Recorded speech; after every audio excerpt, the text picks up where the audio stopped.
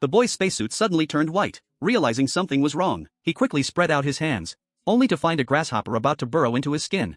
In fear, the boy shook his arm, but it was too late. The toxin had already penetrated his body. In the blink of an eye, it spread throughout his body. The boy wanted to inject himself with serum to save himself, but the virus invaded his nervous system, severely impairing his vision. Terrified and helpless, little G pleaded for his father to save him, but his father remained expressionless, calmly and composedly directing his son on how to save himself. Little G had no choice but to fumble and retrieve the first vial of antidote, forcing himself to inject it near his heart. The second vial. Quickly. But when it was time for the second vial, little G couldn't find the right position anymore. Even his hands had lost sensation.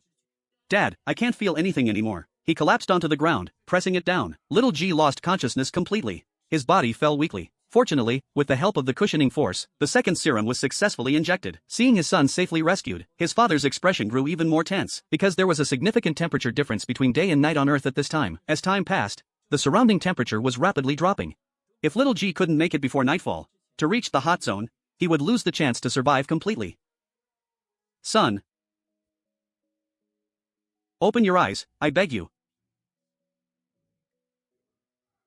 Under the father's pleading voice, little G woke up just in time. Finally, just before extreme cold set in, they successfully reached the geothermal area. Enduring through the cold night, little G embarked on his journey once again, but they hadn't gone far when the road ahead abruptly ended. An abyss, deep and unfathomable, blocked their path. To make matters worse, they were left with only 2 vials of breathing fluid. It wouldn't be enough to detour around.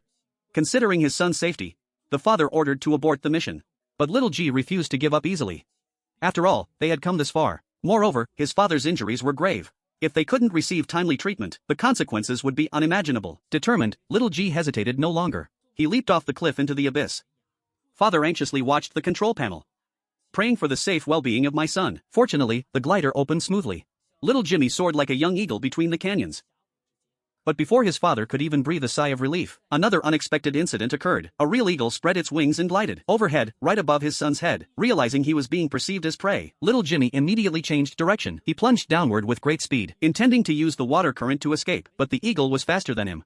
Just as he crossed the waterfall, little Jimmy couldn't stabilize himself in time, and collided head-on with the approaching eagle. Suddenly, the communication with his son was lost. The father's heart sank to the bottom of the valley. But little did he know that Jimmy, though disconnected, had not perished. He was brought back to the eagle's nest. The only company he found there were newly hatched chicks. Little Jimmy was about to seize the opportunity to escape, but suddenly, several tigers started crawling along the branches. In order to protect the newly born cubs, little Jimmy chose to stay. He used the weaknesses of the eagle's nest beneath his feet, and successfully took care of one tiger. Just then, the eagle returned just in time, and quickly scared off the remaining tigers. After regaining his freedom, little Jimmy resumed his journey, but too much time had been wasted, and night was about to fall.